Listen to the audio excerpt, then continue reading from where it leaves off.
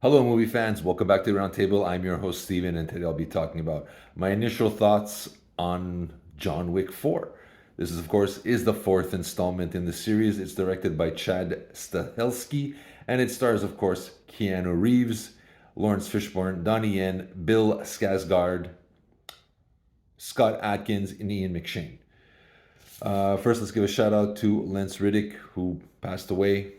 Condolences to fans and family. He was a great character. I loved him in as part of the concierge in the Continental. He will be sorely missed, and great loss to everyone. So again, our condolences to friends and family.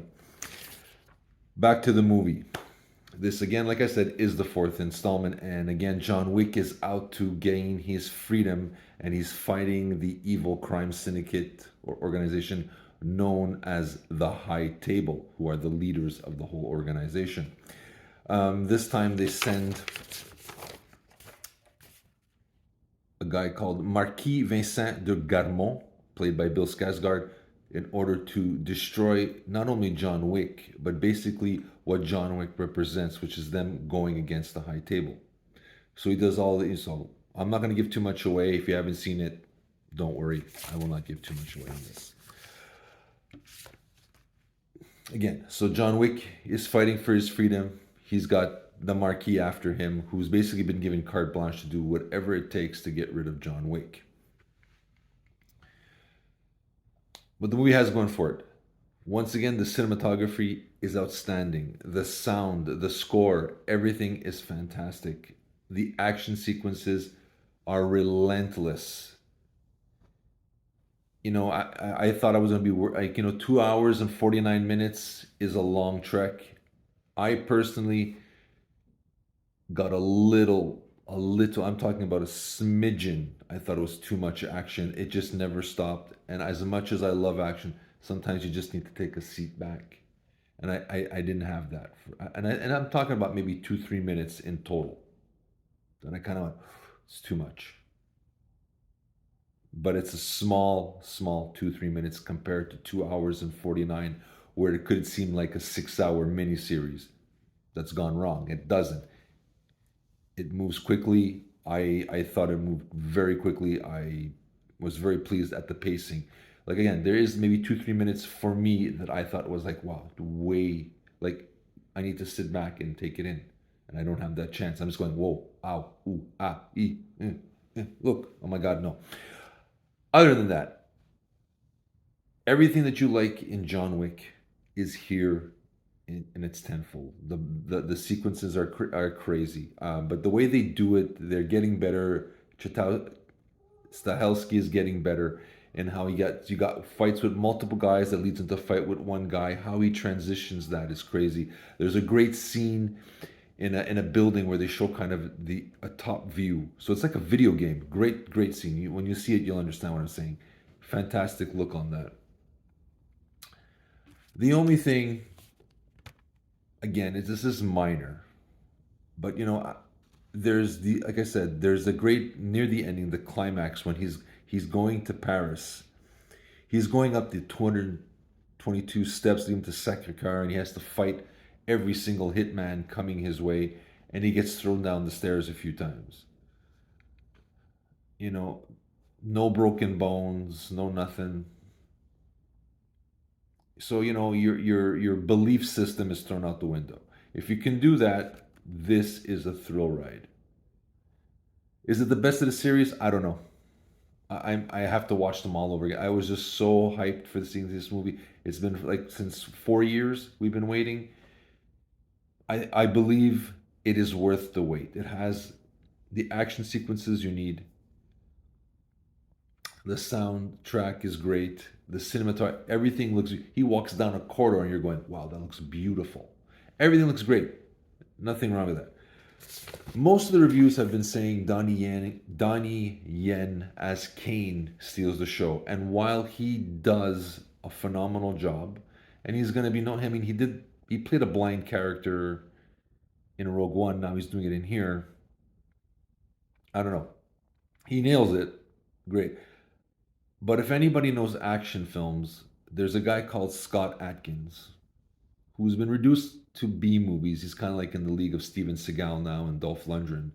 He plays a character called Killa, which is basically the John Wick equivalent to Kingpin of the Marvel movies. He looks like Kingpin to me. If you know what I mean, if you've seen Kingpin, you know, you know. If not, big, big guy, kind of like Tom Cruise did in Tropic Thunder, where you saw the makeup and you go, I recognize him, but I don't recognize him, and then you go, oh my God, it's Tom Cruise. I was looking at him going, I know the face somewhere, I know this song, and suddenly Scott Adkins, and I'm like, wow, that fight scene with him, because Scott Adkins can kick major butt too. He's very good. That was impressive. I thought Scott Atkins deserves a nod there. You know, everybody is going to Donnie Yen, and no doubt about it, he's great in it. He's got charisma to burn. But Scott Atkins gets a tip of the hat for me. He played a character, very very good. I liked it. I enjoyed this. Bottom line, if you love the John Wick films, this is a great fourth chapter. I will not tell you the ending. Go see the movie. There is a post-credit scene that I will tell you. I won't say what it's about, but you got to wait till the very, very end. It's about 5 seconds long.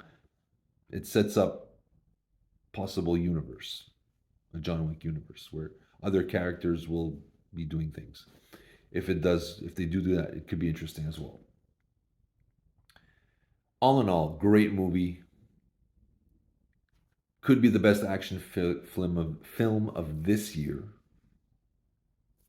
I don't know if anything can beat this one.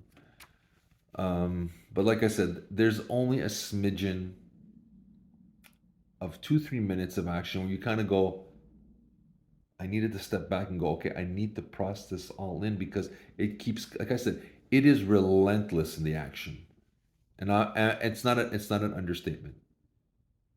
I've seen some people be like, wow, this is like a lot. There's a lot.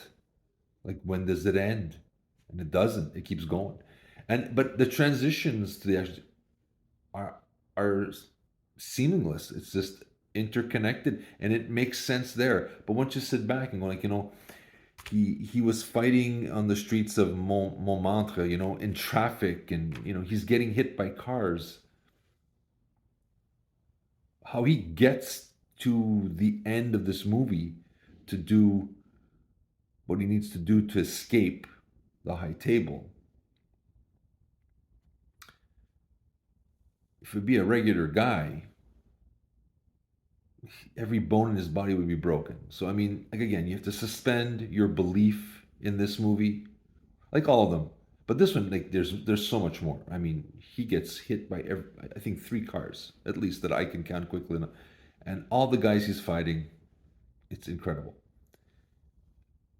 Other than that, like I said, there's, like I said, in a 2 hour and 49 minute movie, that there was like 3 minutes in total that I kind of went, I need to take a breath and absorb it all, because there's so this for sure I will need a second viewing, because I'm sure I blinked or sat back and just stopped a second and I missed a great action sequence or a shooting somewhere.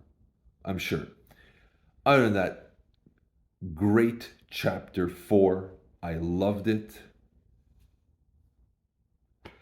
Like I said, this is probably one of the greatest action franchises in history.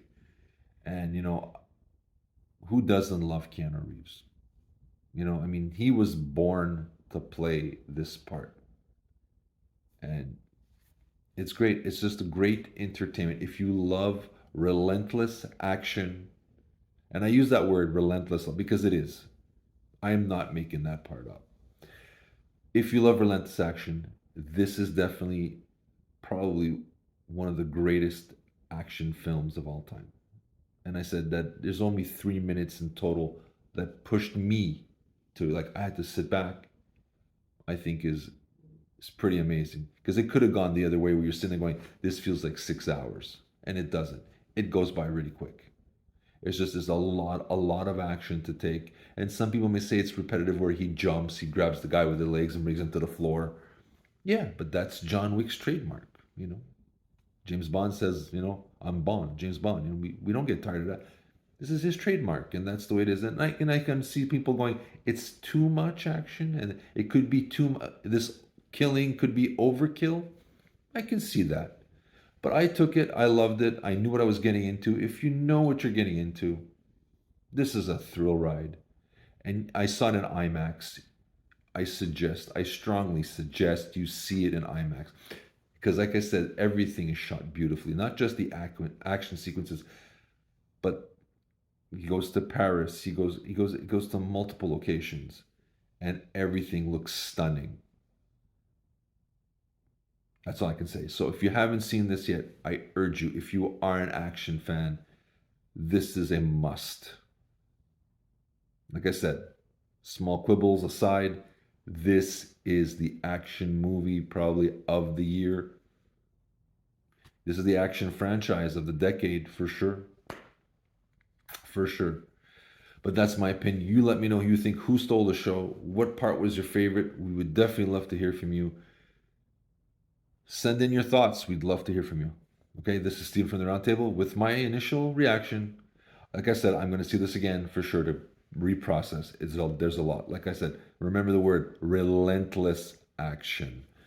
And this is Steven from the Roundtable wishing you the very best.